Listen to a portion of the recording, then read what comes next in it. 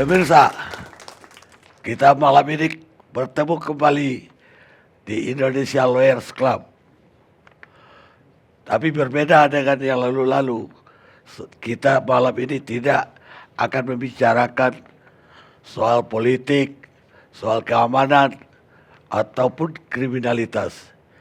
Bahkan kita juga tidak akan bicara soal resesi. Kita malam ini akan edisi gembira, yaitu pesta dunia. Dan kita akan ikut gembira dengan pesta dunia ini. Karena itu judulnya diskusi ILC edisi World Cup 2022. Juara dunia Persigroup Komensong.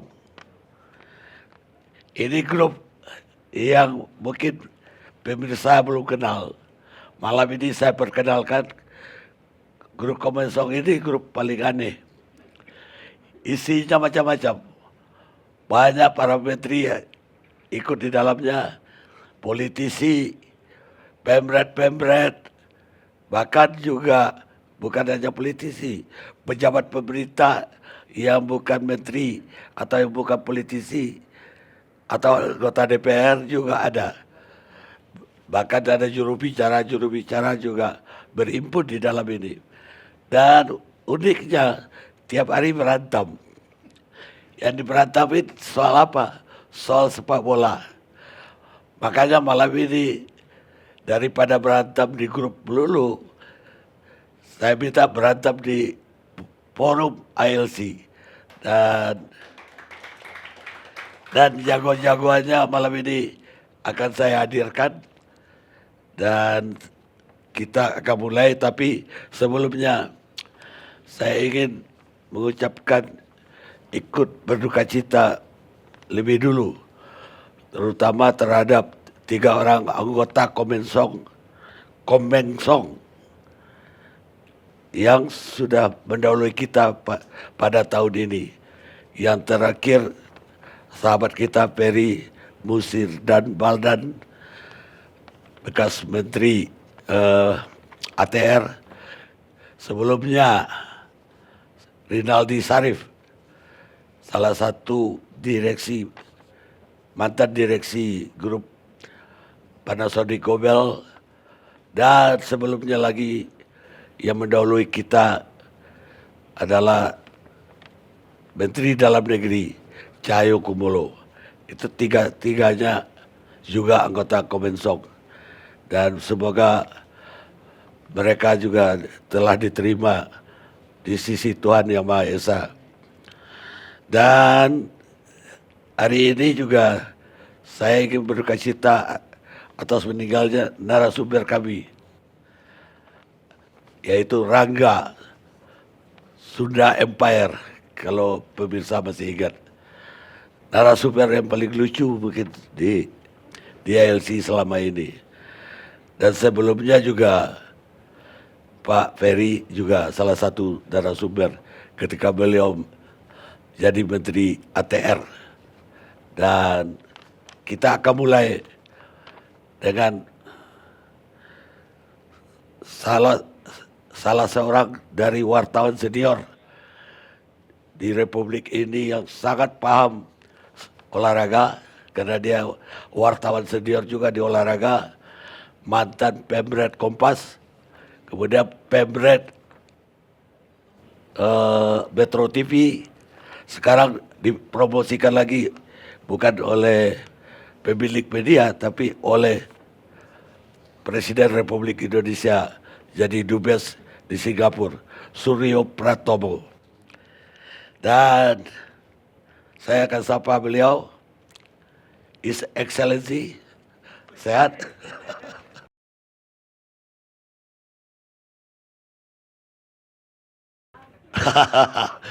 Langsung cari lawan.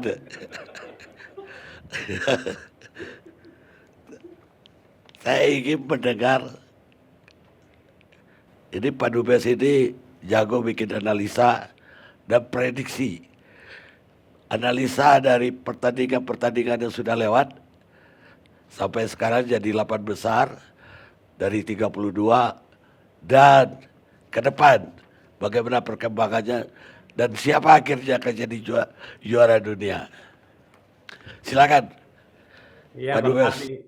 Memang Piala Dunia kali ini menjadi sangat menarik karena dilakukan di tengah musim kompetisi. Belum pernah kejuaraan dunia, Piala Dunia diselenggarakan seperti ini. Tetapi karena kita tahu Qatar menjadi tuan rumah, suhu udara di Qatar itu kalau musim panas bisa 50 derajat Celcius. Karena itu kemudian dipindah menjadi bulan November ini. Dan banyak kritik mengapa kemudian FIFA memberikan hak tuan rumah kepada Qatar. Dan banyak dugaan di belakang penentuan Qatar ini ada permainan uang. Dan kita sama-sama ketahui akibat dari penunjukan Qatar ini FIFA sampai dibubarkan, Presiden FIFA Joseph Blatter kehilangan jabatannya, bahkan Presiden Asosiasi Sepak Bola Eropa Michel Platini juga kemudian terpental dari persepak bolaan. Tetapi apapun kejuaraan sudah berjalan dan kita melihat bagaimana tim-tim Eropa itu kesulitan untuk tampil bermain di Qatar dengan suhu udara yang mencapai 28 sampai 30 derajat Celcius, padahal stadionnya sudah dipasang AC, tetap saja mereka tidak bisa tampil optimal. Dan tadi malam kita bisa melihat juara dunia 2 kali Spanyol tersingkir, dan pantas Bang Karni hari ini menggunakan kostum dari Maroko, sehingga kemudian kelihatan sekali Bang Karni menjadi kelompok yang mendukung tim-tim kuda hitam, dan kita sama-sama memang berharap Afrika bisa menembus dominasi Eropa dan Amerika Latin yang selama ini mendominasi Piala Dunia, dan itu bukan mustahil. Kalau kita dengar pernyataan dari pelatih Senegal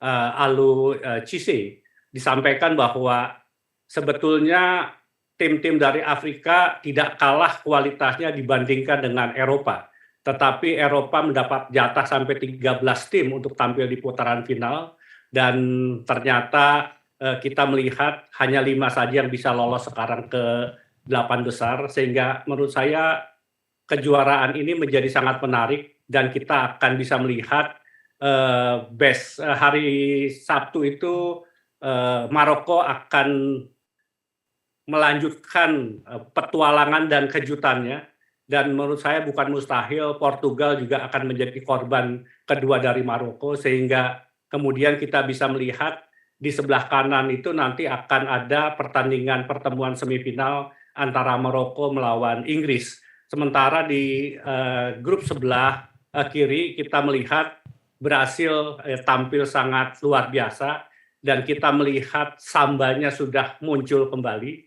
Dan kunci dari keberhasilan Brasil kalau ingin memenangi kejuaraan itu mereka harus tampil dengan penuh keriangan, dan kita melihat Brasil sekarang sudah menemukan permainan yang penuh kegembiraan, seperti ketika mengalahkan Korea Selatan 4-1, semua menari samba di lapangan, dan saya kira Brasil berpeluang untuk menjadi negara pertama yang 6 kali juara Piala Dunia.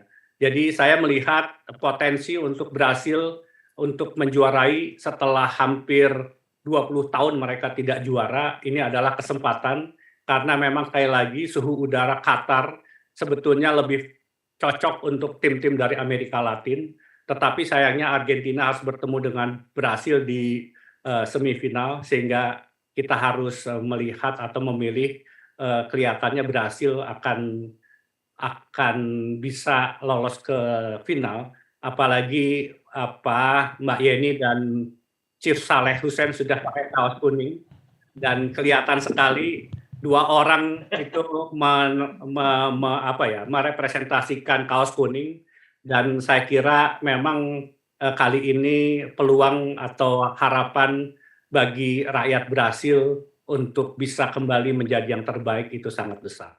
Dan kalau kita melihat Bang Karni, hasil analisis dari tim teknik FIFA, Piala Dunia kali ini ditentukan oleh tim mana yang mempunyai pemain sayap yang paling kuat.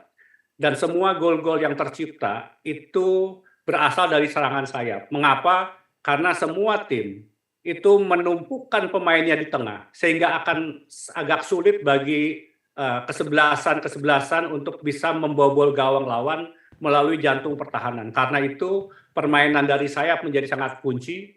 Inggris mempunyai pemain sayap yang kuat, ada Phil Foden di sana, ada Rashford di sana, tapi Brasil pun memiliki Rafinha dan Vini yang sangat kuat di sayap, sehingga kita bisa melihat Brasil dan Inggris merupakan tim yang sangat produktif di Piala Dunia kali ini. Tetapi kita juga pantas untuk nanti memperhatikan Kylian Mbappe. Menurut saya Kylian Mbappe juga bermain dari sayap dan menunjukkan produktivitas yang tinggi, karena semua penyerang dari sayap itu mempunyai potensi untuk bisa mencetak gol. Jadi itulah kira-kira Bang Karni, kita berharap masih ada kejutan dari Maroko sehingga kaosnya Pak Karni tetap masih bisa dipakai sampai pertandingan semifinal atau setidaknya mungkin sampai ke final. Saya kira kalau Maroko bukan hanya akan terus, akan jadi juara. Bukan mustahil, tetapi Piala Dunia selalu diisi oleh tim-tim tradisional. Kalau kemudian Maroko bisa membuat kejutan dan menjadi negara ke-9 yang menjadi juara dunia, ini sesuatu yang sangat istimewa.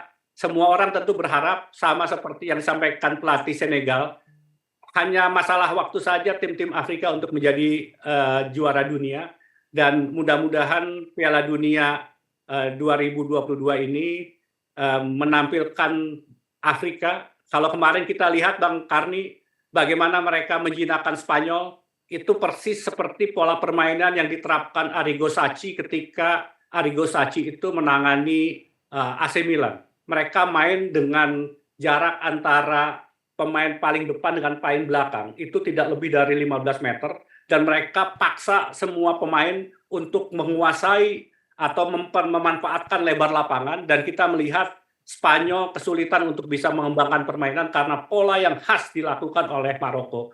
Kalau mereka bisa mempertahankan pola seperti ini menghadapi Portugal, maka peluang mereka untuk bisa lolos ke semifinal itu sangat besar. Tapi apakah kemenangan dari Maroko dan juga kemajuan Senegal pada kompetisi kali ini itu karena tidak maksimalnya pemain dari Eropa, atau memang ada peningkatan Asia Afrika? Karena kita lihat juga Jepang bisa mengalahkan Jerman, mengalahkan Spanyol juga, walaupun kemudian dikirim ke kampungnya lagi oleh tim Eropa. Tapi ada peningkatan Asia dan Afrika, saya kira. Tidak hanya sekedar pemain Eropa kepanasan. Afrika, Bang Karni, sebetulnya sejak Piala Dunia 1990, kalau kita masih ingat, itu Kamerun itu sudah sampai perempat final. Dan Afrika itu nomor satu, mereka mempunyai talenta yang sangat luar biasa. Yang kedua, mereka matang di Liga Eropa. Dan kemudian mempunyai fisik yang sangat luar biasa. Kita bisa melihat pemain-pemain dari Maroko kemarin, mereka jauh lebih fit, mereka jauh lebih memiliki postur yang lebih baik dibandingkan para pemain Spanyol. Dan kemampuan kualitas yang seperti itu bukan mustahil mereka akan bisa mengejutkan Portugal di perempat final. Jadi Afrika sebetulnya bukan sesuatu yang mengejutkan mereka sekarang bisa tampil sampai perempat final. Bahkan menurut saya kalau sekarang bisa nembus semifinal itu sudah sesuatu yang luar biasa, karena memang kualitas sepak bola mereka memang sangat tinggi.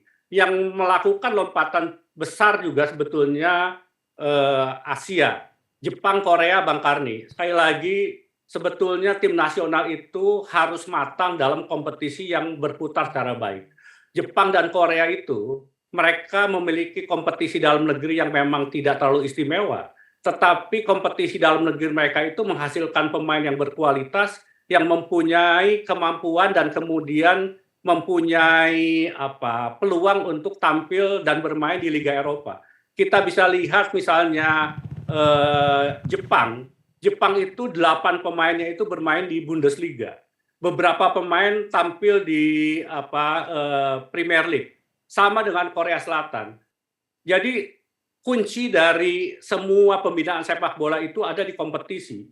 Dan pemain itu harus dimatangkan dalam kompetisi yang semakin kuat dan semakin tinggi persaingannya. Dan itu didapat oleh Korea dan Jepang. Dan kita bisa melihat Jepang mengalahkan 2 juara dunia. Jerman dan Spanyol itu adalah sesuatu yang istimewa. Korea Selatan pun bisa lolos ke putaran 16 besar. Itu menurut saya sesuatu yang sangat luar biasa, mereka bisa mengalahkan Portugal. Jadi menurut saya Asia melakukan lompatan yang sangat luar biasa, tetapi sayangnya Asia jumlahnya masih sangat terbatas.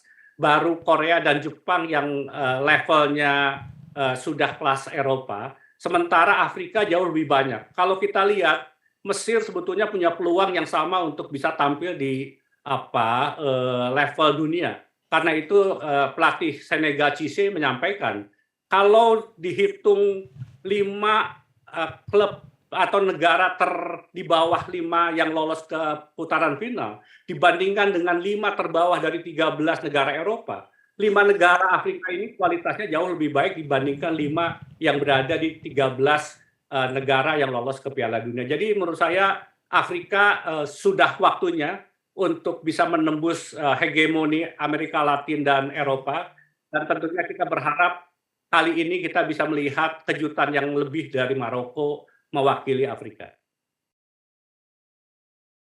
Baik, Mas Tommy, kita udah dengarkan, tepuk tangan untuk Mas Tommy deh. Luar biasa. Tapi biar luar biasa, selama ini menurut Pak Said Didu, itu analisanya itu cuma imajinasi dan khayalan katanya. Dan kemudian dituliskan. Gak tahu bagaimana komentarnya Pak Said Didu malam ini yang menjadi musuh bersama di Komengsong. Dan Komengsong itu perlu saya jelasin, artinya komentar ngomong-ngomong kosong. Silakan. Bang Karni, Mas Tommy masih di Batam Coret.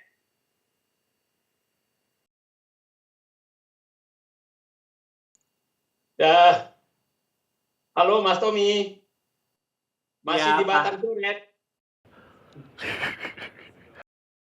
Jadi Pak Dubes Singapura ini adalah saya dengarkan tadi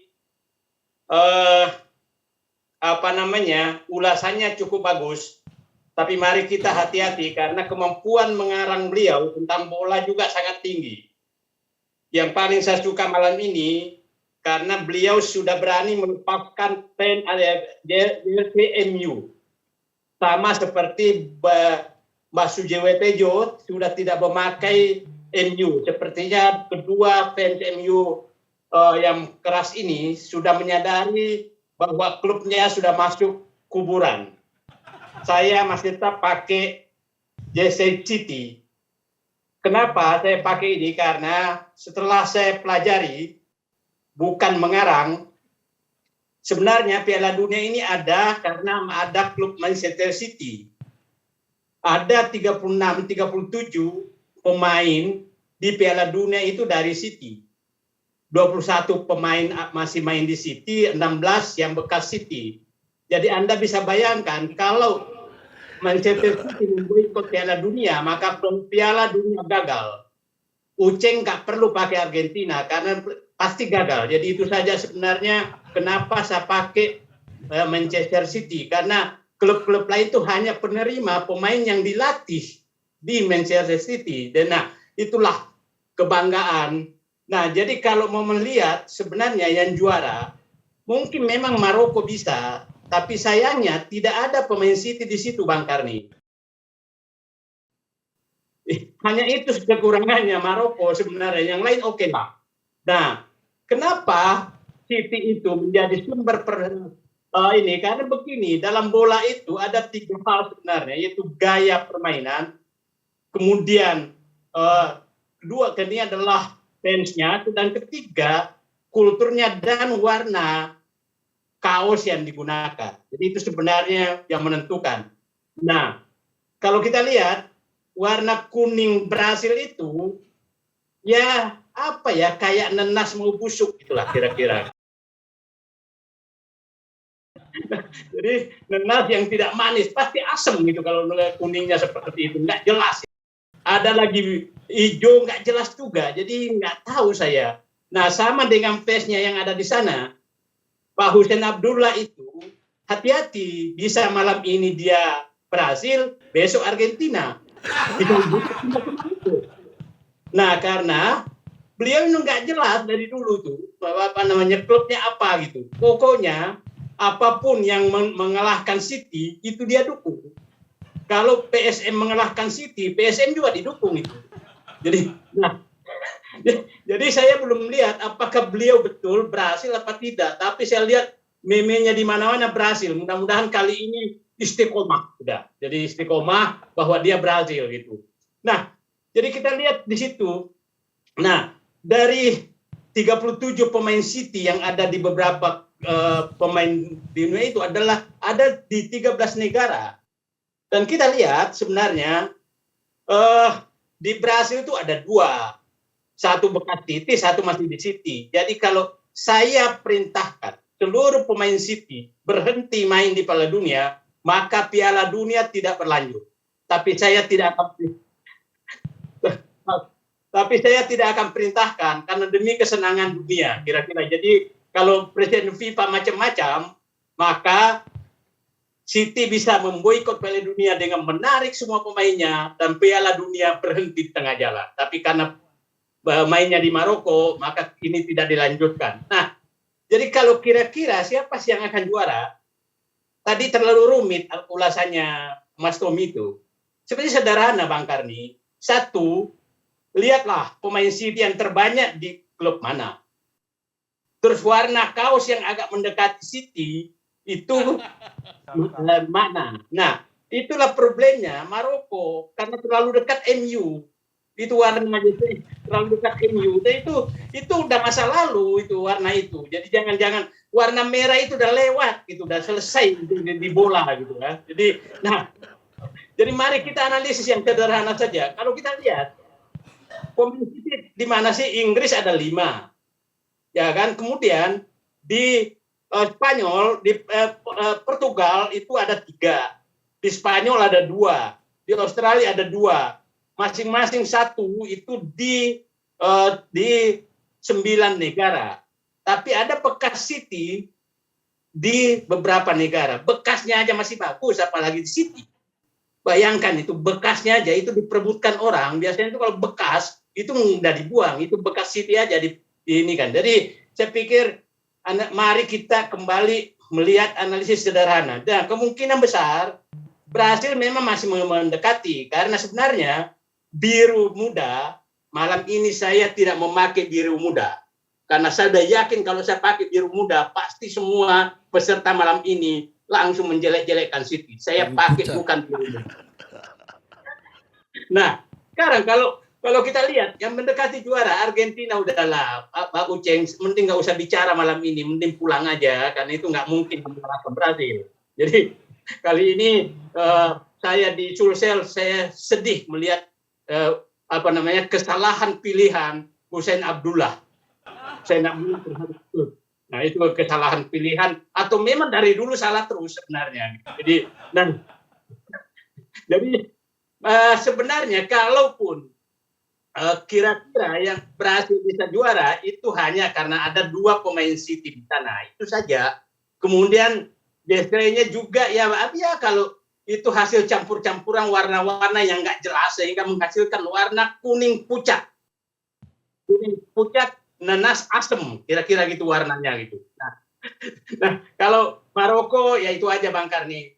Kalau Maroko sudah berjanji akan mengambil City tahun depan, insya Allah bisa juara. Jadi saya pikir itu analisis yang sangat masuk akal. Lupakan analisis sebelumnya. Terima kasih Bang Karni. Ada analisis yang bagus sekali, tapi pengalaman juga bahwa di Brazil itu hanya ada satu pemain City, yaitu Gabriel Jesus. Lah sekarang cedera.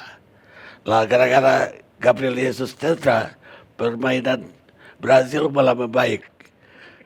Apalagi ada pemain keduanya, Ederson, yang juga dari City. Itu juga gak main. Dan akibatnya Brazil penampilannya tambah bagus.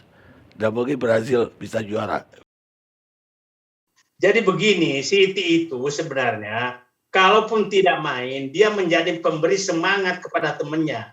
Jadi sebenarnya kalau dia tidak main dari awal, maka City langsung jelek, Brazil langsung jelek.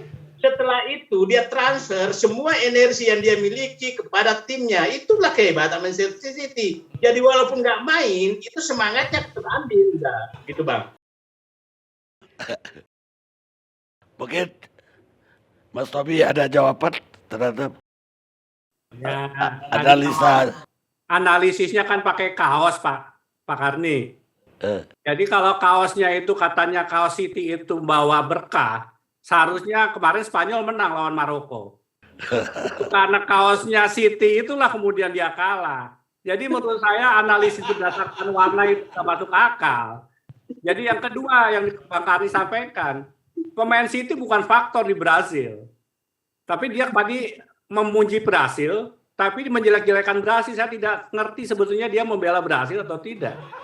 Nanas busuk lah segala macam itu menurut saya Brazil kali ini adalah Brazil yang terbaik setelah 2002 dan kita bisa melihat nanti apakah kemudian Neymar akan bisa mengangkat piala dan itu nanti kita tunggu hasilnya tanggal 18 Desember yang akan datang. Baik, Mas Tommy dan Pak Said Didu, cinta kalian kepada kami itulah yang bikin saya kuat. Dan kebencian kalian kepada kami membuat kami tidak terhentikan. Kata Cristiano Ronaldo, kita rehat.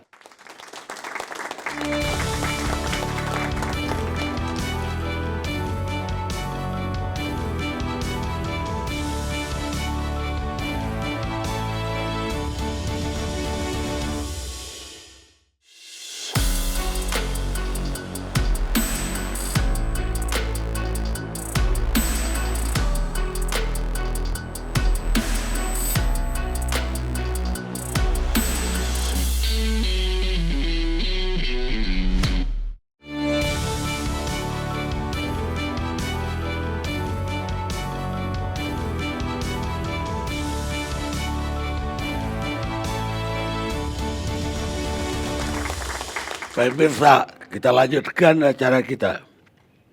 Sekarang giliran Pak Ustadz Abdullah.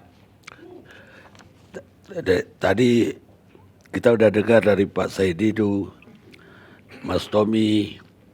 Tapi Pak Said Didu rasanya tadi nggak bicarakan Piala Dunia, tapi Liga Inggris yang dibicarain. Piala Habibie. Piala Habibie. Artinya lebih banyak soal City, soal Manchester United.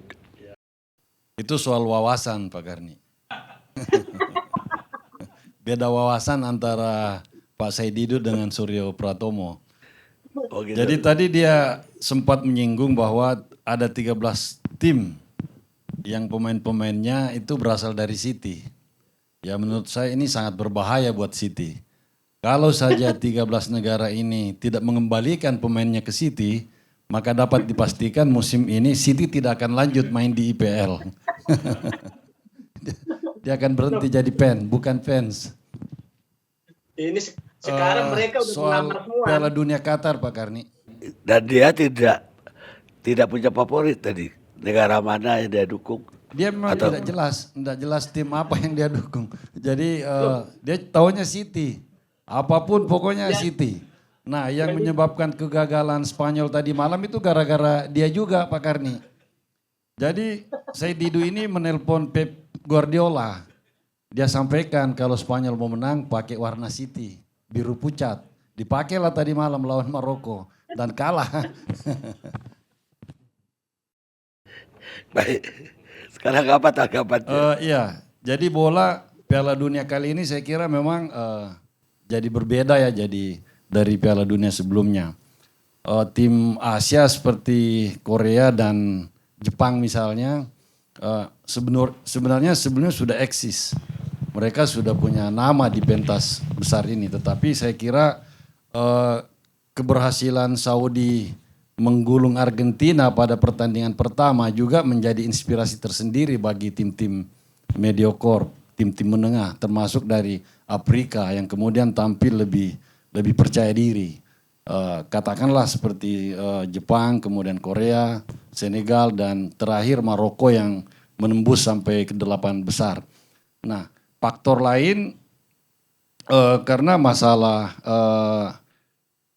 kebaruan dari Piala Dunia Qatar, di mana video VAR yang dipakai itu sudah sampai untuk melihat offside-nya dan menayangkan, dan dari awal banyak korbannya sehingga banyak gol-gol yang dianulir, semakin sensitif dan peka.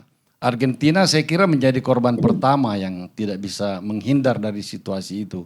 Sehingga 3 golnya sempat dianulir karena kecanggihan teknologi VAR. Kenapa? Dia tidak beradaptasi dari awal rupanya. Dengan gaya bermain yang dia miliki dan Saudi bertahan di 3/4 lapangan, itu dia sangat mudah masuk jebakan offside. Jadi benar tadi kata Pak Suryo Pratomo, Mas Tommy, bahwa tim-tim yang mengandalkan sayap itu lebih mudah membukukan kemenangan sebenarnya. Karena pemain sayap itu cenderung menyisir sisi lapangan, kiri kanan, lalu crossing bola ke tengah.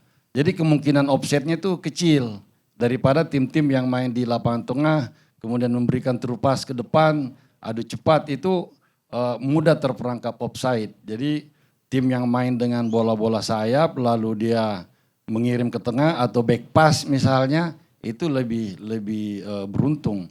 Nah, Spanyol mungkin pengecualian ya dengan gaya masih ada aroma-aroma tiki taka seperti itu sehingga bola tidak lepas. Nah, dan memang lumayan bisa mencetak banyak gol Spanyolnya. Argentina sendiri pertandingan awal lama baru bisa beradaptasi dengan teknologi yang dimainkan di dalam Piala Dunia Qatar ini. Nah, ini mungkin faktor yang kemudian banyak klub tim-tim yang mengubah gaya-gaya bermainnya. Jadi menyesuaikan dengan situasi atau kemajuan teknologi yang dicapai di Qatar. Yang kedua kita lihat Piala Dunia ini memang kelihatan megah, tapi dalam pelaksanaan itu sangat bersahaja. Ini akibat teknologi juga, pemain-pemain yang mencetak gol itu tidak ugal-ugalan dalam selebrasi karena dia selalu ragu ini sah atau tidak ini. Jadi kadang-kadang mungkin setengah hati dalam melakukan selebrasinya dan banyak juga mulai supporter itu kritis terhadap gaya selebrasi. Jadi kalau dulu orang menikmati, tapi sekarang tidak semua selebrasi itu dianggap layak. Ada juga yang mengkritisi kalau berlebihan ketika tim lain itu dikalahkan. Nah, ini perbedaan seperti ini yang kelihatan di Piala Dunia Qatar. Nah, yang menarik dari Piala Dunia kali ini yang tim yang tampil di 8 besar. Tim yang tampil di 8 besar ini menurut pandangan saya itu mewakili 4 mazhab besar dalam sepak bola. Amerika Latin terwakili, ada Argentina dengan gaya tango, ada Brasil, Jogo Bonito, samba ya kita semua tahu. Kemudian di dari Eropa diwakili oleh Inggris, kemudian Prancis, ada Kroasia. Terutama Prancis Inggris tentu Eropa kontinental, kemudian Inggris mewakili gaya Britania Raya, di situ ada Wales, Scotland dan seterusnya. Jadi gaya ini semua ketemu dan Maroko sendiri mewakili gaya Afrika untuk tampil di 8 besar. Nah, kita lihat nanti. Kalau saya idealnya sebenarnya, saya lupa menyebutkan Belanda juga. Idealnya semifinal itu Belanda harusnya lolos, kemudian karena dia salah satu mazhab besar di Eropa, total football. Kemudian Inggris sebagai negara yang asal mula daripada sepak bola itu sendiri, saya berharap juga mungkin saja berhasil bisa tampil di final, di semifinal, dan ujungnya Inggris bakal ketemu Brazil. Jadi negeri induk sepak bola ketemu dengan negara yang 6 kali juara dunia, dan kalau tidak ada halangan saya lihat Inggris sangat berpeluang untuk memenangkan Piala Dunia kali ini, Bang Karni. Karena pemain City paling banyak di Inggris, ada 5 itulah. Ya ada kaitannya tadi itu. Karena di Iyalah, Inggris 5. banyak pemain City dan ada pemain Chelsea di situ yang main di. Iya, itu penyebabnya. Jadi udahlah, dukunglah Inggris. Lu lepaskan aja kaosnya sekarang. Argentina. Jadi saya menggunakan kaos Argentina ini karena pertama kali saya mengenal Piala Dunia ketika tahun 78 itu Argentina berhadapan dengan Belanda di partai final. Dan itu tidak pernah hilang dari benak saya Argentina itu. Dan, tetapi sejujurnya tim favorit saya adalah Inggris. Nah, itu dong, dan ada City tuh. Itu baru dulu. Tapi kostum ini Pak Saididu adalah pemberian dari seorang yang sangat saya kagumi, Ibu Yeni Wahid. Terima kasih Mbak Yeni. Itu Pak Karni. Jadi bukan pendukung Argentina rupanya ya. Bukan. Jadi Pak, makanya yang percaya, Pak. dalam sepak bola itu kita sering tukar menukar kostum, jersey Pak Karni. Saya Nggak jelas, memberikan kelaminnya tuh nggak jelas. diam dulu dari Pindrang. Sudah lewat Zoom banyak bicara pula. Contoh tuh Pak Dubes, diplomat, kalem, tenang, tahu diri. Jadi dalam sepak bola kita sering tukar menukar jersey. Udah biasa supporter itu. Dari nanti Mbak Yeni saya akan persembahkan jersey Inggris, England. Makasih Pak Karni. Jadi bukan pendukung Argentina rupanya. Nanti dibilang Pak Saididu gak punya pendirian lagi.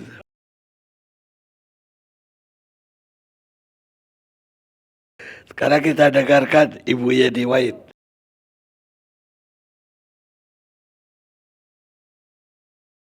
Bang Karni, walaupun saya agak tersinggung juga ya dari tadi itu Pak Saididu bilang soal nanas gitu, warna nanas dan lain sebagainya gitu ya. Tapi saya tetap mau nanas asem katanya. Tapi sebenarnya nanas tuh seger banget loh Pak Saididu dan vitamin C-nya tinggi. Dan kita lihat bahwa tim Brazil kan luar biasa sekali ya performanya gitu ya. Nah, tapi kebetulan malam ini saya bareng dengan Pak Saleh Husin sama-sama kuning. Jadi supaya tidak ada replikasi, saya mungkin switch tim aja Pak Karni nih. Ya, jadi saya ganti deh. Saya jagoin timnya Mbappe aja. Nah, saya ganti Le Bleu aja. Nah, ini apa namanya biar Pak Saididu juga kan ada warna-warna birunya dikit-dikit gitu kan jadinya kan. Iya biru tua gak apa-apa. Tetap ada birunya gitu kan. Nah mungkin untuk nyenengin Pak Saididu gitu aja lah. Kita switch ya. Saya pikir biar sama-sama ada jagoannya beda-beda gitu kan. Nah mungkin itu Bang Karni. Cuma di World Cup ini yang banyak menarik sekali ya, banyak kejutan-kejutan yang kita nggak sangka-sangka ya, mulai dari Saudi bisa masuk, bisa mengalahkan Argentina, lalu kemudian kemarin Jerman kalah dari Jepang, itu kan mengejutkan. Lalu kemudian Maroko yang sekarang dipakai oleh Bang Karni gitu ya. Jadi saya rasa dalam dunia olahraga gitu ya, dalam dunia sepak bola ini kan memang betul-betul olahraga yang sangat merakyat, demokratis, walaupun punya uang seberapa banyaknya pun ya, seperti klub-klub Timur Tengah, tapi ya tanpa ada kemampuan yang prima, dan yang dikatakan oleh Pak Dubes tadi bahwa salah satu skill itu diasah dari banyaknya kompetisi yang diikuti gitu ya. Nah jadi tapi yang menarik bahwa ada fenomena-fenomena baru di mana klub-klub dari Saudi, dari negara-negara yang kaya ini mau melirik pemain-pemain bintang kayak Ronaldo pun akan dibajak dan lain sebagainya. Banyak drama yang terjadi di World Cup. Walaupun Pak Karni bilang bahwa kita nggak bicara soal politik, tapi kan dalam World Cup kali ini juga banyak nuansa-nuansa politik yang juga terjadi. Jerman sampai dibikin meme di mana-mana gara-gara dianggap terlalu fokus pada isu politik soal LGBT dibandingkan dengan soal performa pemainnya. Nah ini menurut saya ini dinamika yang menarik yang membuat World Cup kali ini juga menjadi suguhan yang buat kita itu sangat menghibur sekali gitu. Tapi tetap di sini kita fokusnya ke World Cup ya Pak Karni. Jadi saya harap kalau ada orang-orang yang cuma fokusnya hanya ke klubnya sendiri gitu ya, itu mohon jangan diberikan fokus terlalu banyak. Enggak, itu gara-gara dia punya klub negara favorit Italia nggak lolos. Pak Karni, sebetulnya setuju Mbak Yeni tadi kita nggak bisa lepas dari politik. Sebetulnya yang dibilang Pak Said Didu tadi politik, dia ngomongin City, tapi sebenarnya lagi ngomongin bangsa ini. Oh ya? Gitu loh. Kan dia ngomong seluruh klub itu di dunia, kalau nggak City mantan City. Nah sekarang sehari ini, kalau nggak Orde Baru mantan orang Orde Baru kan. Itu loh maksudnya Pak Said Didu itu loh.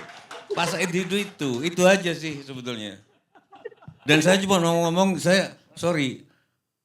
ini keresahan saya juga. Kita semua menuntut keadilan. Begitu ada VAR, ya kan? Sepak bola jadi nggak menarik buat saya. Nggak ada drama. Dulu ada handballnya itu tangan Tuhan yang 78 kalau nggak salah ya. Maradona. Terus ada lagi 2010 Suarez yang sama Ghana. Itu handball. Keputusan hakim, gol tetap. Artinya jangan-jangan pelajaran buat anak-anak sekarang, jangan berharap hukum Indonesia terlalu adil. Nanti nggak menarik juga gitu loh. Itu aja, makasih. Yuk. Nanti nggak ada dramanya ya Mas ya? Kalau MA adil, Mahkamah Agung adil, Pengadilan Tinggi adil, mungkin nggak menarik juga. Ini kok bisa? Nggak ada dramanya. Ya, itu celebrationnya memang setengah hati ya, saya setuju. Nanti kalau pengadilan kita udah bagus, nggak menarik mungkin. Ini gimana Pak? Ya memang sepak bola itu kenapa menarik? Karena itu percampuran antara kecepatan, kecerdasan, kekuatan, tipu daya. Gimana Pak Karni, saya lewat hidung sedikit dari Mas Akbar ini. Udah masuk di video kan? Kalau dulu kan gak ketahuan Pak gitu loh. Iya. Ini hidung muncul dikit. Gak menarik bola jadi Pak. Terlalu rasional Pak. Terlalu rasional.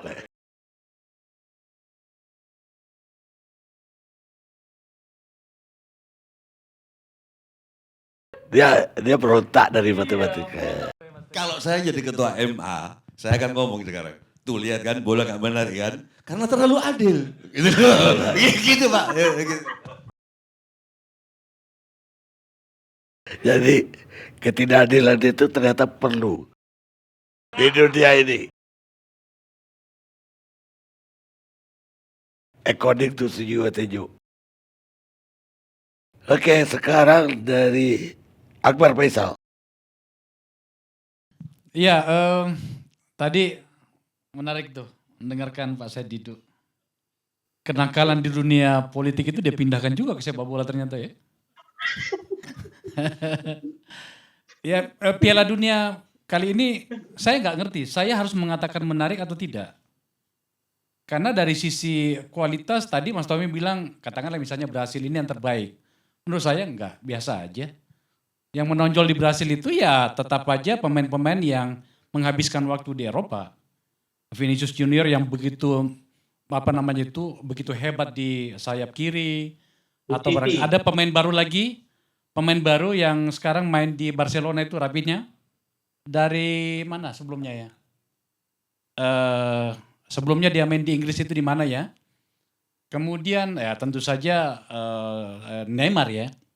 Tapi saya mau bilang begini, memang Piala Dunia ini sudah dimulai dengan kontroversi. Tadi Mbak Yani bilang sudah dimulai dengan isu politik, LGBT, ya kan? Yang kemudian dibalas oleh penonton di sana dengan menggunakan berbagai identitas Palestina misalnya. Menarik itu, gitu ya. Tetapi ya saya jujur saja sampai akhirnya saya harus memberikan perhatian pada apa yang dikatakan Wenger. Mantan Arsenal mengatakan itu Jerman tuh kalah tuh gara-gara terlalu sibuk dengan politik. Mungkin ada benarnya juga kali ya. Tidak fokus gitu main. Nah itu kontroversi yang pertama. Kontroversi kedua tentu saja bagaimana penunjukan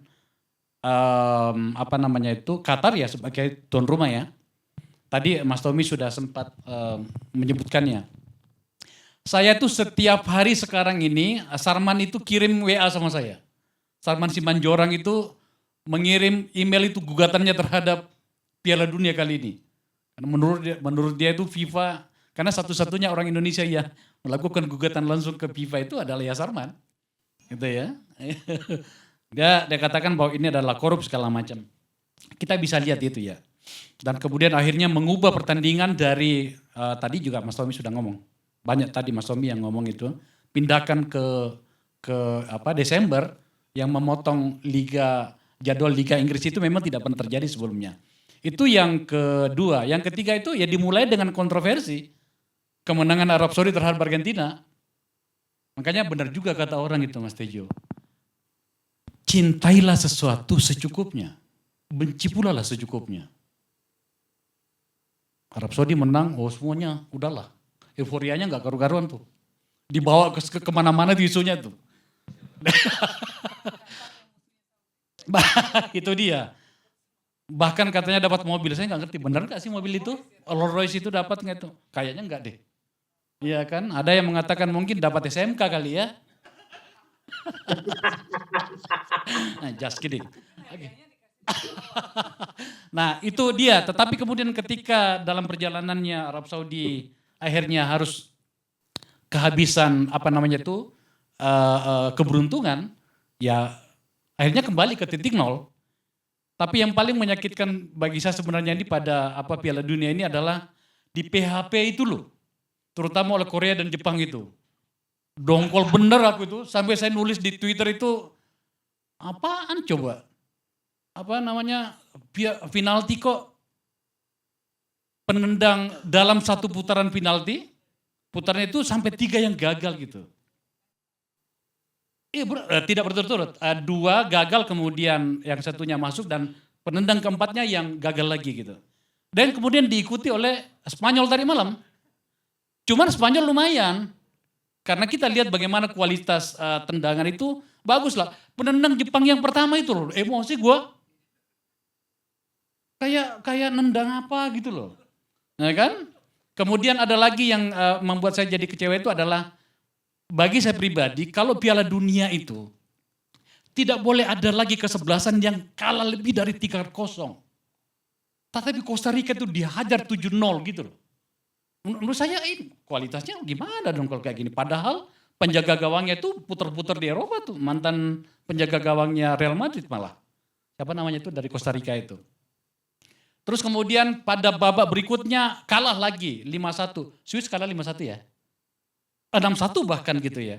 Menurut saya berarti memang ada yang masalah di sini. Maka kemudian saya setuju dengan Mas Tommy tadi mengatakan sepak bola itu bagus. Tadi hanya menunjukkan satu dia bahwa bagaimana kompetisi itu. Oke, saya setuju. Tapi yang lagi-lagi yang kedua itu adalah di mana dia berada, pada komunitas mana dia berada. Afrika, mohon maaf bagi saya pribadi kualitasnya itu enggak bagus-bagus amat. Tapi kemudian permainannya hidup karena ada banyak pemain yang main di Eropa di situ. Misalnya di Senegal, sayang sekali Mane nggak ada di situ. Tapi kemudian pertahanannya menjadi bagus karena ada Koulibaly di situ. Koulibaly dari Napoli kemudian sekarang main di Chelsea. Kemudian siapa lagi pemain yang lain itu? Sama dengan pada kesebelasan yang lain. Itu karena ditempa oleh kompetisi di Eropa. Di Amerika misalnya, kesebelasan Amerika. Itu kita lihat bagaimana peran Pulisic. Saya awalnya berpikir Pulisic ini karena namanya itu nama-nama dari Eropa Balkan gitu ya. Saya pikir orang dari Serbia, ternyata keturunan barangkali. Yang saya perlu berikan catatan itu adalah Asia, Jepang dan Korea Selatan. Itu menonjol karena dua varian tadi itu. Pertama adalah kompetisinya yang bagus, ya kan? Kemudian yang kedua ya memang pemainnya banyak juga yang main di Eropa. Nah, maka kemudian menurut saya ini memang yang harus dilihat. Saya berharap sih sebenarnya ada orang PSSI di sini, Bang Karni, yang diundang supaya kemudian kita pengen mendengarkan ini orang PSSI ini mimpinya seperti apa sih pada sepak bola gitu ya. Jangan lagi kemudian ada ini persiapan untuk kongres gitu ya. Tapi skenario untuk masuk lagi mereka siapin lagi. Saya kebetulan di podcast saya Bang Karni itu 2 kali saya mainkan isu ini gitu. Nah, maka kemudian menurut saya ini memang sudahlah kita nikmati saja tayangan ini, tapi nggak ada yang istimewa menurut saya. Dia akan kembali pada pakem tradisional dalam dunia sepak bola di mana negara-negara itu juga nantinya. Maroko it's okay. Dia memberikan lagi PHP kepada kita. Tapi pada pertandingan tadi malam menurut saya dia hanya bagus pada babak pertama. Babak kedua sudah.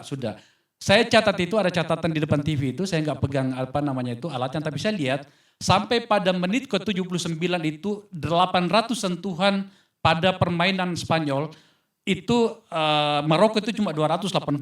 Nah kita bisa melihat bagaimana dominasi Spanyol. Ya cuma nasib doang saja, begitulah sepak bola. Katanya pemain Spanyol itu 1000 kali latihan penalti, nyatanya gagal juga. Inilah sepak bola. Jadi menurut saya kembali pada bagaimana nantinya hasilnya, saya rasa tidak akan ada kejutan lagi. Maroko bagaimana nasib bajunya Bang Karni? Bang Karni siap-siap aja kasih ke orang nantinya. Saya rasa Maroko akan kesulitan menghadapi Portugal. Saya cuma berharap seandainya kita bisa bicara dengan pelatihnya, tolong jangan mainkan Ronaldo lagi. Emang pengganggu orang ini sekarang ini. Ini penyakit banyak diidap oleh politisi, Bang. Semakin tua merasa semakin penting, semakin harus dilibatkan gitu loh. Itu Ronaldo juga begitu tuh. Merasa tua tapi selalu pengen merasa sesuatu yang penting gitu kan. Tapi baru mau dibajak sama Saudi $173 juta loh. Iya, apalagi namanya Saudi kan modalnya cuma duit doang gitu kan. Dan PHP gitu loh. Ya udahlah, terserahlah Ronaldo mau main di mana gitu. Tapi kembali yang tadi berhadapan dengan Maroko menurut saya akan kesulitan Maroko. Meskipun di situ ada Achraf Hakimi, ada Ziyech yang saya suka sekali dribbling ke kiri kanan itu cakep sekali itu. Performanya bagus, tapi menurut saya tidak cukuplah kuat Maroko untuk menciptakan sebuah sejarah. Kalaupun ternyata dia bisa melewati babak 8 besar ini, ya mungkin karena doa ya. Doa ibunya tentu saja seperti kata media sosial. Dan lagi-lagi kemudian kita akan melihat bagaimana pertarungan negara-negara kuat pada saat misalnya kalau kita sudah sampai pada 8 besar. Semifinal misalnya katakanlah Argentina dengan Brasil, tentu saja saya menjagokan Brasil. Argentina tidak bisa melepaskan diri dari ketergantungan pada Messi, ya. Maria semakin sering kehilangan bola. Paling di situ yang saya bingung saja kenapa dia dimainkan sebagai pemain pengganti saja. Lautaro Martinez yang main di Inter Milan itu kok lebih banyak sebagai pengganti gitu loh. Sementara pemain utamanya itu menurut saya biasa-biasa saja. Argentina nggak akan. Ya, saya rasa iya. Nah, pasti kemudian kalah sama Belanda. Udah. Kemudian di Belanda itu, saya sempat men-tweet itu saya suka satu pemain di situ tuh. Yang saya rasa saya dengar sudah didekatin sama Manchester United, Gakpo. Ditawar 45 juta US dollar kalau nggak salah itu. Pemain termahal sekarang di Belanda gitu ya. Aku suka permainannya dan ternyata memang selalu menjadi starter di Belanda. Tapi kemudian apakah dia bisa sampai ke semifinal? Saya rasa Belanda masih belum bisa melepaskan diri dari trauma-trauma masa lalu sampai tidak lolos ke Piala Dunia. Saya rasa tidak akan jauh-jauh nantinya dari Brasil dan Inggris ya. Karena kenapa Inggris? Karena tentu saja kita pencinta Inggris, bukan karena Pak Sedidu ya. Tetapi menurut saya Inggris liganya memang menawarkan sebuah elegansi dalam bola. Kita bisa lihat Inggris kan terkenal dengan umpan-umpan panjang, tetapi ternyata mereka juga sudah semakin canggih dalam umpan pendek. Perancis tentu saja kita seperti pertimbangkan karena ada faktor Mbappe di situ. Saya kaget dengan 2 golnya pada saat berhadapan dengan siapa yang terakhir? Perancis dengan Polandia itu bagaimana bisa dia menembak dengan sangat keras dengan presisi arah yang luar biasa itu. Saya rasa Perancis akan menjadi pembeda nantinya tapi pada faktor Mbappe. Kira-kira gitu Pak Karni. Pak Karni, tapi saya minta beliau meralat yang Argentina Belanda itu. Enggak akan menang Argentina udah deh. Udah itu di Belanda. Karena saya mencatat omongan Pak Karni tadi, ini harga sebuah dendam. Jadi kalau 2014 ya Louis van Gaal ya. Ya. Louis van Gaal. Itu dendam sama Argentina. Ini harga sebuah dendam, Pak. Jadi udah benar Ibu Yeni pilih Prancis dong. Saya rasa iya itu tadi saya bilang Perancis itu eksotik mainnya gitu ya. Bagaimana kemudian segala lini itu mereka ada gitu ya. Mereka memainkannya hampir sama dengan Inggris meskipun dengan bermain pada wilayah Inggris biasanya lebih efektif pada wilayah depan kiri karena di situ ada Bellingham. Pemain ini pemain bagus ya. Iya, Bellingham saya rasa saya suka cara permainannya. Itu tetapi ketika berhadapan dengan Prancis misalnya seandainya berhadapan itu faktor pembedanya di Mbappe. Hebat anak ini loh. Giroud juga oke. Olivier Giroud itu yang golin. Tapi umpan dari Mbak Giroud sudah terlalu tua Mbak. Makanya dia terbuang kemana-mana gitu loh. Tapi masih bisa skor. Oke, ya mungkin faktor keberuntungan kali ya. Bukan hebatnya Prancis ada 3 bintangnya loh yang cedera. Yang tidak bisa main. Benzema. Pogba, Kante. Saya rasa seandainya ada Benzema, saya rasa kita harus memasukkan Prancis sebagai salah satu kandidat. Kehebatannya Benzema itu adalah mampu menembak pada ruang yang sesempit apapun. Luar biasa itu. Mirip-mirip golnya siapa tadi malam? Yang pemain dari itu yang dari sebelah kiri area gawangnya yang tadi malam itu loh. Dia nembak Portugal ya. Nah nembak itu tipis banget gitu. Itu luar biasa itu. Jadi tapi sayangnya kan tidak ada Benzema. Ya sudah kita bicara tentang Mbappe saja. Dan saya rasa memang anak ini wajar kalau dia meminta harga yang nggak masuk di akal di PSG.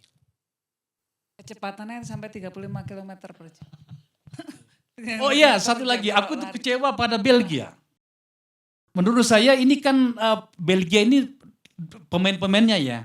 Ini lagi bagus-bagusnya, tapi kok bisa nasibnya segitu ya? Ya itulah. Kenapa gak kecewa sama Jerman? Jerman itu gini, Jerman ini menerjemahkan gaya hidupnya yang kaku, maka permainnya itu gampang dibaca. Dia boleh menang lah pada pertandingan melawan Costa Rica itu ya. Tapi menurut saya dia kehilangan daya magis seperti ketika Lothar Matthäus masih berada di situ bersama dengan angkatan mereka itu. Saya rasa Jerman tidak cukup membuat saya kagum pada permainannya kali ini, Bang.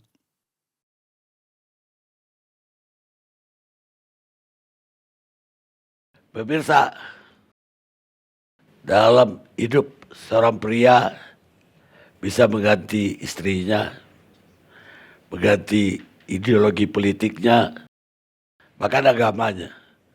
Tapi dia tidak bisa mengganti tim favoritnya.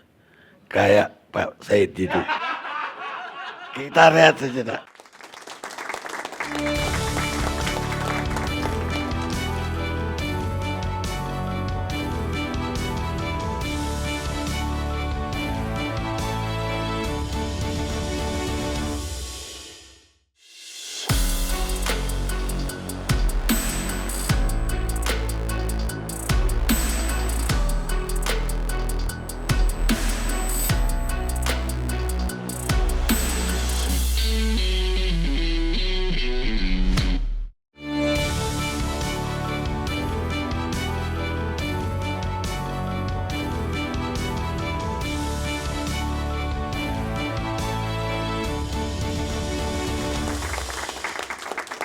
Pemirsa, sampai kita di akhir acara. Masih ada 2 narasumber lagi. Tapi nanti penutup saya akan minta lagi dari Mas Tommy Suryo Pratomo dan Pak Said Didu komen akhirnya. Tadi mungkin perlu saya tadi kelupaan kutipan saya terakhir itu dari Eduardo Galeano, adalah jurnalis olahraga di Uruguay. Sekarang saya ke Pak Saleh Husin. Silakan Pak Saleh Husin. Ya Bang Karni. Apa analisanya? Pertama mau nanggapi Bang Said Didu dulu sebelum masuk ke Piala Dunia. Ini Pak Said Didu ini ya karena lagi di kampungnya nggak ada signal, dia harus pindah bermigrasi ke kampungnya Mas Uceng sehingga biar dapat signal. Pare-pare. Di Parepare ya. Jadi dari Pindrang dia ke Parepare. Iya, itulah baiknya orang Parepare memberikan kesempatan kepada Jadi Bang Said Didu. Parepare lebih kota daripada Lebih kota daripada kampung Pindrang. Bang Said Didu. Rasanya. Ini ada yang cari masalah nih sepertinya. Terus yang kedua, kan Bang Karni bisa melihat banyak negara-negara yang kebetulan menggunakan kostum warna City berguguran semuanya. Ada Uruguay, kemarin Spanyol yang tadinya biasanya begitu garang, begitu pakai warna biru pucat, loyo benar-benar nendang penalti aja kayak orang baru belajar nendang Bang. itulah akibat daripada pengaruhnya Bang Said Didu. Jadi di mana ada beliau, negara itu pasti kalah. Salah satu contoh ya itu Itali. Saking punya fansnya namanya Bang Said Didu, masuk Piala Dunia pun enggak. Itu baru pertama kali, padahal itu dia udah juara ada 4 kali Bang. Nah kembali lagi kepada Piala Dunia, memang Brasil ini adalah negara yang untuk sepak bola memang dilahirkan talenta-talenta berbakat semuanya. Dari setiap Piala Dunia selalu bermunculan pemain-pemain hebat. Saat ini di 2022 muncul pemain-pemain yang tidak ada yang memang punya nama yang fenomenal seperti Neymar waktu 2 Piala Dunia sebelumnya. Semuanya adalah sama di seluruh lini mempunyai pemain-pemain bintang yang bermain di liga-liga Eropa top. Termasuk pemain kelas 2-nya, pemain cadangannya pun, itu pun juga pemain-pemain bintang. Termasuk yaitu, saking Brasil kasihan sama City, kipernya pun yang untuk cadangan kipernya itu diambil dari City. Iya. Nah, saking kalau kemarin daripada nggak main sama sekali, dikasihlah pemain City itu jadi kiper. Kebobolan Brasil. Iya. Jadi kalah. Itu gara-gara ada City. Siapa Ederson? Saya sampai lupa namanya, hanya tahunya Bang Said Didu aja namanya.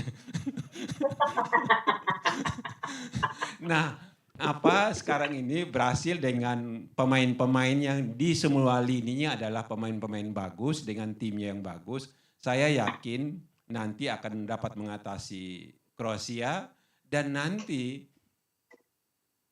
kalau misalnya seandainya Messi bisa mengatasi Orange, Netherlands, itu nggak bisa ya. Kalau bisa mengatasi Netherlands, maka dia akan berhadapan dengan musuh bebuyutannya itu Brasil. Dan disitulah sebenarnya itulah final ideal tetapi yang terlalu cepat. Sehingga begitu Argentina seandainya ketemu Brasil, ya selesai di situ. Karena Argentina kan menggunakan warna biru pucat. Ya selesai juga Bang. Oh itu salahnya ya? Oh itu salahnya. Jadi kalau bisa nanti kalau seandainya di semifinal Argentina berhadapan dengan Brasil, jangan coba-coba gunakan warna-warna City. Pasti hancur. Nah tentu saya harapkan nanti di pool sebelah nanti ada Inggris bersama Prancis. Tapi Prancis memang mainnya lagi angin-anginan, kadang bagus, kadang kurang. Begitu berhadapan dengan Inggris dengan materi pemain yang lagi bagus-bagus semuanya, saya kira akan sulit Prancis untuk mengatasi Inggris. Jadi nanti di semifinal kemungkinan besar Inggris akan berhadapan dengan Portugal dan di situ mungkin Inggris akan lolos dan berhadapan dengan Brasil di final nanti. Itulah final yang ideal antara Latin dan Eropa. Pak Karni, Dan saya mau bantah Pak Karni. nanti ya udah pasti yang juara udah pasti nanti ya Brasil yang ke-6 kali. Enggak, mau bantah aja. Iya, Menurut iya, saya iya. faktor bintang tetap harus diperhitungkan. Gitu. Jadi nanti dalam perhitungan saya malah justru nanti Messi lawan Mbappe itu nanti. Jadi timnya Didier Deschamps ini yang akan melawan Messi malah justru Pak. Gak apa-apa ini walaupun saya kuning karena saya sudah berganti identitas ya. Jadi saya harus tetap meyakini peran sekarang. Jadi saya mau tetap Prancis. Tapi begitu Messi berhadapan dengan Belanda, nah akan repot udah Messinya. Begitu Messinya dimatikan, selesai udah. Ya betul kan?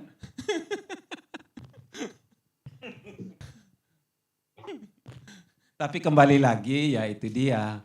Ya buat bangsa Didu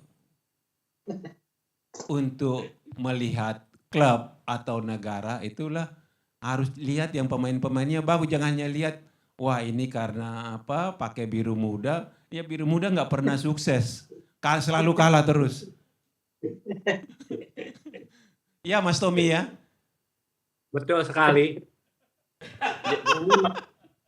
Ya, kok cepat sekali betulnya. Karena ada orang yang selalu bawa sial. Betulnya yang baju itu ya, yang sana ya. Oh iya ya betul. Saking karena takutnya pakai biru muda, malam ini dia pakai City yang warna hitam, warna tua.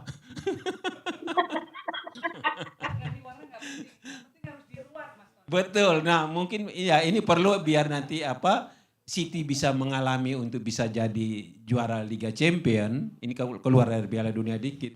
Ya bangsa Didunya diruat. Nanti dalangnya Mandikan 7 kali kan ada kayaknya dalangnya. Pak Said Didu.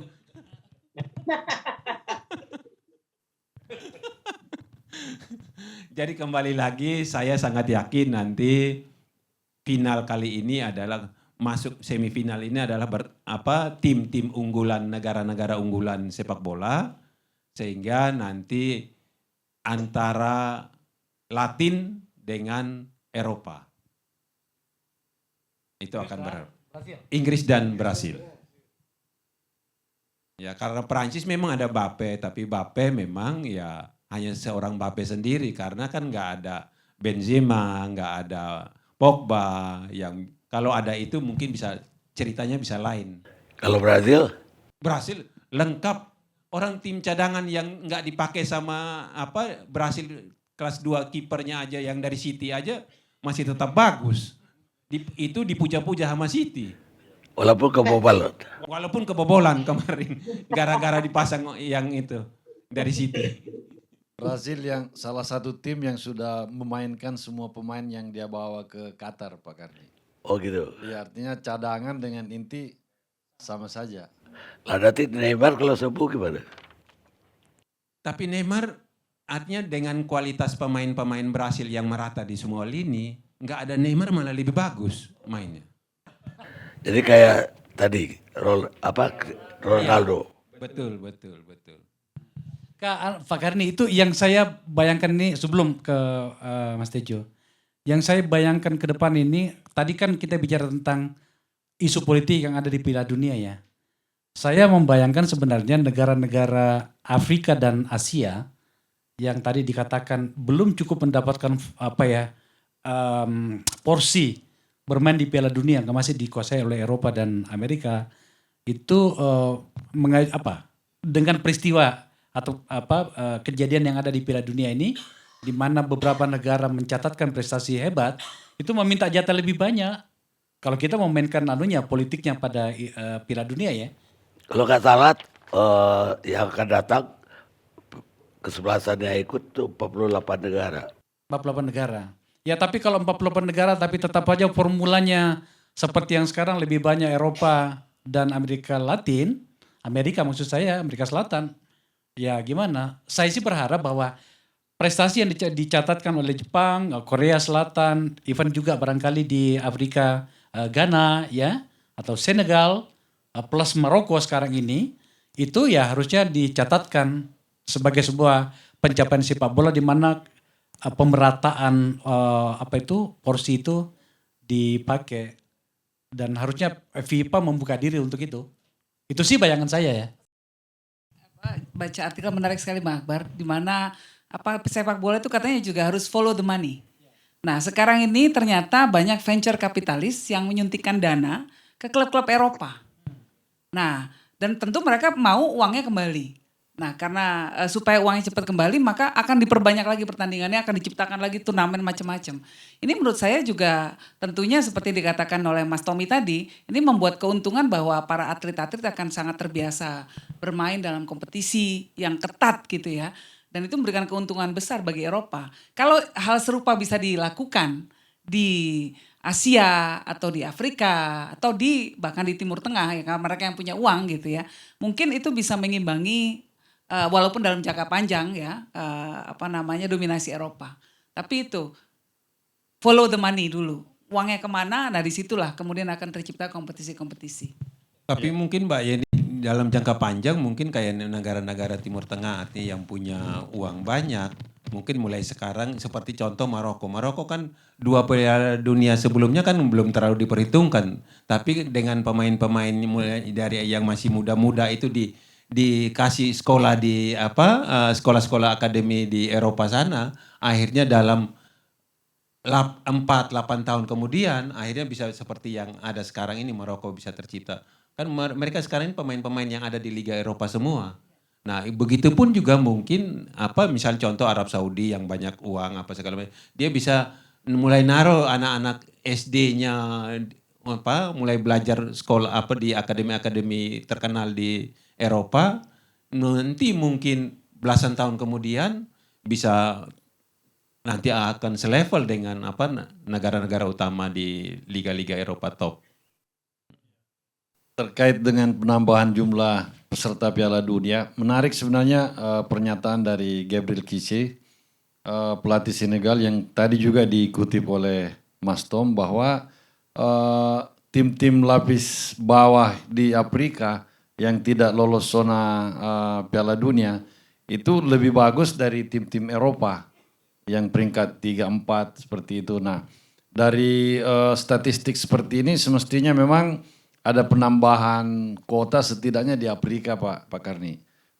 Supaya lebih kompetitif dan lebih berwarna Piala Dunia ke depannya. Kalau semua didominasi oleh Eropa juga tidak asik-asik banget. Sekarang ini memang banyak faktor yang hilang di Piala Dunia. Seperti kata Pak Sujiwo Tejo tadi, susah. Sujiwo Tejo tadi ada yang drama yang hilang di Piala Dunia. Tetapi drama lain muncul dengan kemenangan Korea atas tim-tim besar, Jepang maksud saya dan Saudi itu drama tersendiri dan ini mesti dipupuk. Nah kaitannya dengan Indonesia, mudah-mudahan obrolan ini ditonton oleh petinggi sepak bola kita di PSSI bahwa inti dari sepak bola sebenarnya rohnya ada di passing, dribbling, kontrol dan nendang, lari. Unsur-unsur ini. Kalau kita lihat inilah yang dibina dengan baik oleh Jepang, oleh Korea, oleh Arab, oleh Maroko. Sehingga berkembang menjadi sebuah tim yang mampu menaklukkan Brasil, menaklukkan Spanyol, menaklukkan Jerman. Nah kenapa kita tidak bisa? Dia tidak bicara tentang tinggi badan, dia tidak bicara tentang dia pendek atau tinggi. Tapi sepak bola berbicara tentang Anda mampu dribbling dengan baik, memberikan passing dengan akurat, mengontrol dengan sempurna, lalu menendang dengan akurasi presisi yang tinggi. Nah kalau ini kita kuasai, Indonesia pun harusnya bisa. Karena contoh Jepang, Korea sudah mampu. Nah kenapa kita tidak? Apa bedanya? Kaki 2 sama, tangan juga sama, enggak ada bedanya. Baik, sekarang Mas Sujiwo Tejo. Soal apanya Pak Karni? Ya, keseluruhan aja Ya deh. keseluruhan, kalau keseluruhan, pertama saya ngomentari Mas Uceng tadi yang terakhir yang soal badan kecil. Saya cuman agak ngoreksi sedikit, oke, Maradona kecil, oke Messi kecil, 160-an kalau nggak salah. Tapi jangan lupa sekitarnya. Tinggi-tinggi itu yang nggak bisa jadi pedoman, mereka kecil berarti Indonesia bisa, karena sekitarnya gede-gede. Itu. Kalau soal apa tadi Pak Said Didu, memang nasibnya agak naas Pak Said Didu ini, gitu loh. Dia sekarang dari Parepare ya Pak ya? Ini Parepare. Nah, Parepare itu pernah ada di bukunya Tuti Herati, dari Parepare ke Aachen itu Habibie. Dari Parepare ke Jerman. Jerman sudah kalah, Italia juga kalah gitu. Itu loh, dari Parepare kan hubungannya ke Jerman kalau Pak Habibie. Jerman udah kalah. Jadi memang oke.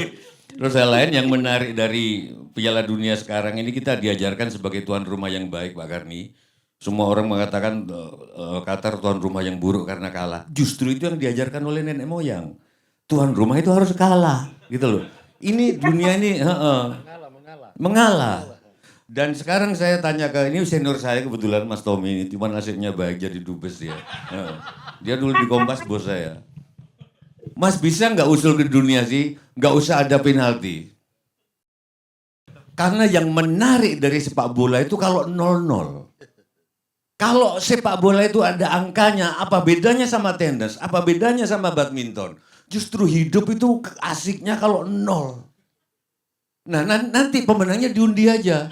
Nasib, nggak asik sepak bola. Tolong sampai. Itu arisan Mas namanya Mas, bukan Bukan. sepak bola. Itu pertandingan harus ada angka, itu kapitalistik. Itu saya yakin karena mengadopsi sistem Amerika yang harus ada 0, harus ada skor-skor. Padahal dulu saya menikmati sepak 0-0. Orang kayak Ulil apa yang pencinta tenis itu Pak, buat apa nonton wong belum tentu ada angkanya. Loh, ini spiritualnya nonton bola, agamanya nonton tapi 0. Dan kita tunggu, itulah yang membedakan spiritualitas penonton bola sama penonton bulu tangkis. Lebih tinggi spiritualitas kita. Gitu loh. Dan yang terakhir untuk Pak Said itu sudah lalu lupakan City. Saya selalu ngomong Mbak, klub di dunia itu hanya satu, Manchester United. Gitu loh. Yang lain-lain itu hanya gerombolan orang-orang gak jelas. Terima kasih. Brasil, saya mendukung Brasil. Brasil sama Inggris. Karena saya sama-sama kuat, menurut Pak Tommy tadi, main sayap. Nah, pemilu 2024 nanti, sayap-sayap ini Pak yang bisa jadi Yeni Wahid tiba-tiba muncul. Gitu loh, kita nggak tahu. Bukoviva, ini kan sayap-sayapnya. Gitu loh. Dan Pak Tommy tadi bilang, sepak bola itu tradisional, selalu yang menang itu aja. Berarti kalau di politik, yang menang penerusnya kan Ganjar kan. Nah terus Anies gimana? Partainya Mas Tommy dari Nasdem. Iya, makasih. Loh, Warnanya. Warnanya biru tua. Ya, Mas Tommy, ada tanggapan enggak? Atas semuanya. Ya, yang pertama Bang Karni, tadi yang disampaikan oleh Akbar Faisal, keunikan dan keindahan sepak bola itu adalah ketika ada sesuatu yang penuh kontroversi dan itu sangat humanis. Karena salah itu adalah bagian dari kodratnya manusia. Sampai 2014 Bang Karni, Piala Dunia itu selalu ada cerita di balik juara. Tahun 86 ada tangan Tuhannya Maradona. Tahun 2014 itu ada golnya Lampard ke gawang Jerman. Memantul setelah melewati garis gawang. Tetapi karena cepat ditangkap bolanya oleh Neuer dan kemudian dilempar ke depan, itu gol itu tidak dianggap sah. Dan akhirnya Inggris kalah 4-1. Semua itu menjadi cerita yang tidak pernah ada habisnya. Itulah keindahan sepak bola. Karena itu sejak 2018 ketika ada VAR diterapkan dan sekarang tadi disampaikan oleh Uceng jauh lebih canggih, itu sebetulnya menjadi steril. Karena kesalahan yang humanis itu menjadi hilang. Nah, ini yang sekali lagi kontroversi itu muncul. Dulu orang menginginkan ada kontroversi karena itu akan menjadi cerita yang tidak pernah ada habisnya. Gol tangan Tuhan Maradona itu itu sampai kapanpun akan menjadi sebuah cerita yang menarik bagaimana Maradona bisa mengelabui Peter Shilton yang jauh lebih tinggi, tetapi dia bisa mencuri bola dengan tangannya tanpa terlihat oleh wasit. Ini yang menurut saya sekarang yang hilang dari sepak bola ini. Yang kedua adalah tadi Mbak Yeni mengatakan sepak bola itu mengapa kemudian kiblatnya menjadi Eropa. Karena memang sepak bola harus menjadi industri.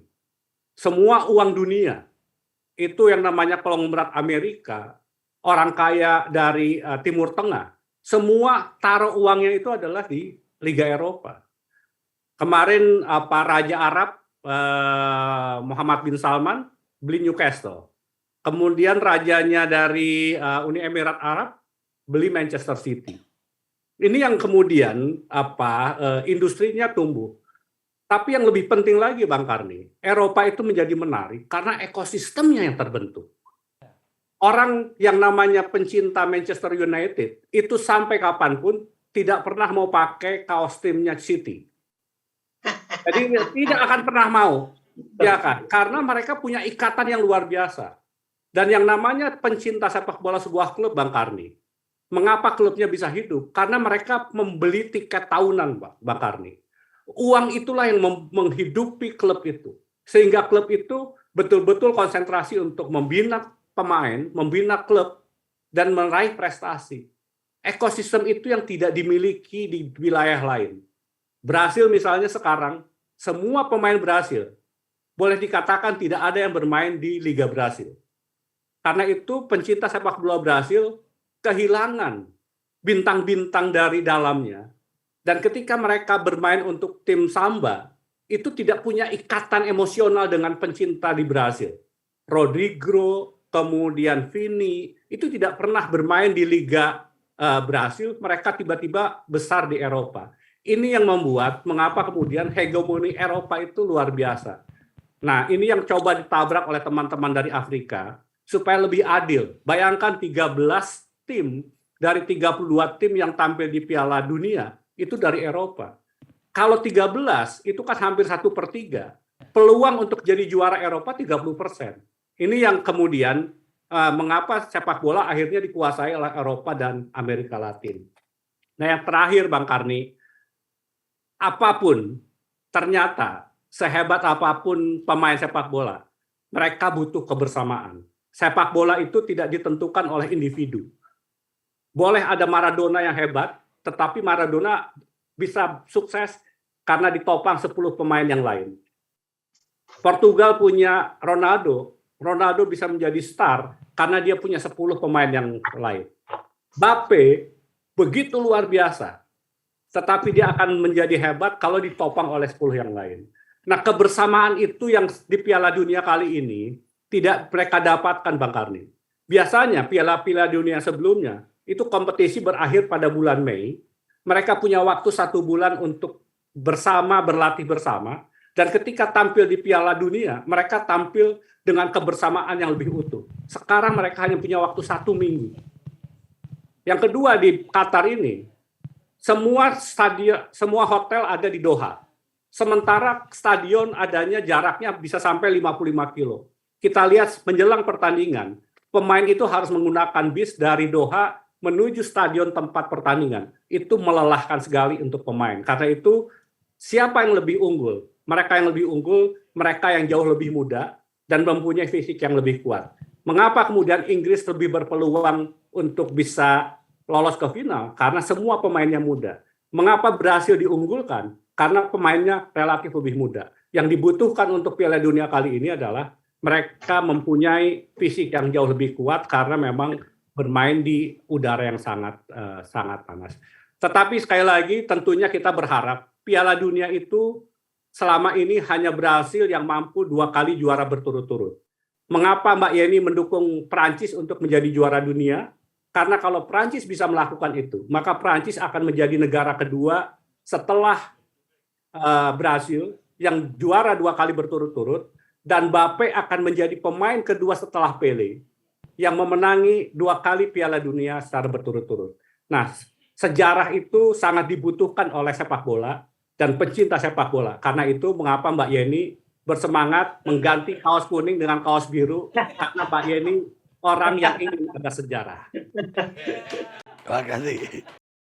Sekarang Pak Said Didu.